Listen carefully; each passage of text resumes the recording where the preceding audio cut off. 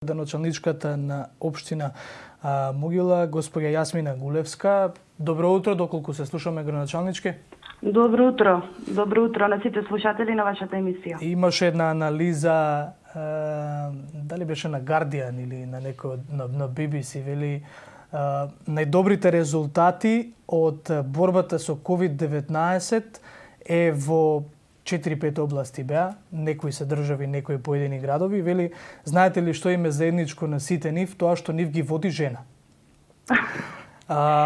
Како се справува Могила на локално ниво со COVID-19?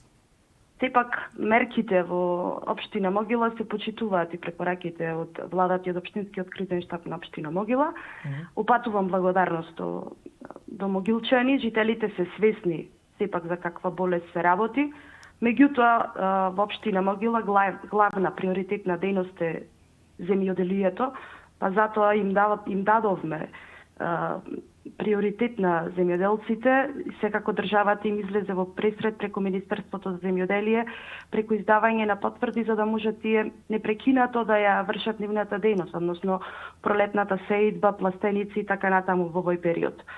Според оперативниот план на општина Могила се изврши дезинфекција. Во првиот дел дезинфекцијата на сите локални улици во 22 населени места се изврши со земјоделци волонтери.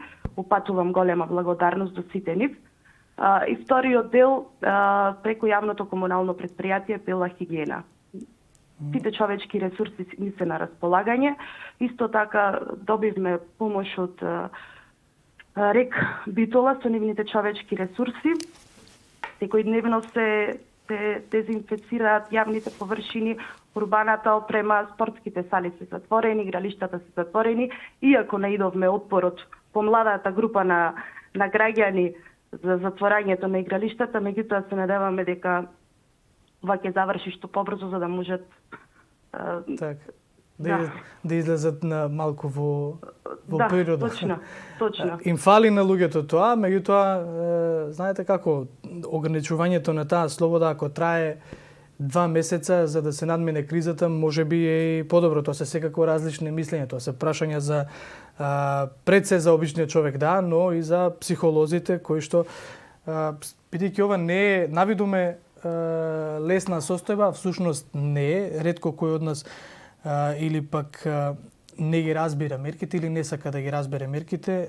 Меѓутоа да, ќе има несогласувања, небитно, тоа се работи кои што веројатно постпандемски ќе се дебатираат низ емисиите. Оно што вам сакам да ве прашам, кога е во прашање Могила ги имате во доволен број оние хигиенски средства, што се случува со бројот на средства кои што ги имате на достапно за моментот? Имаме доволно хигиенски средства.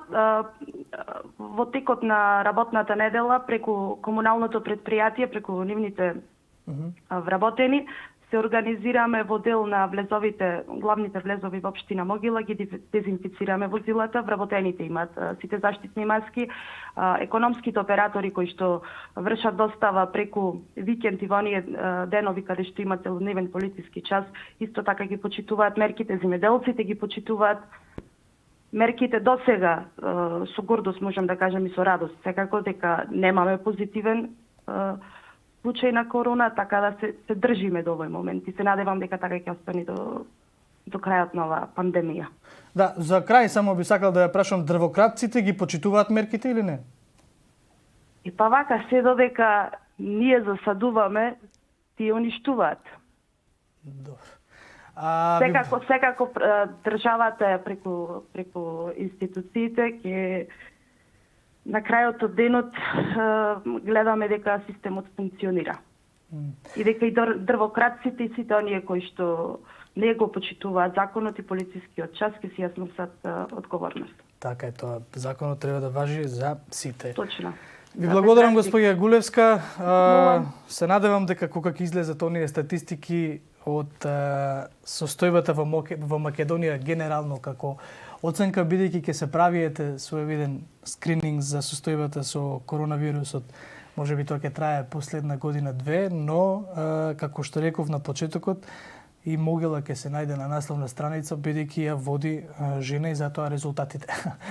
Ви благодарам уште еднаш. Ние Благодарам одиме и вас. Имајте добро здравје.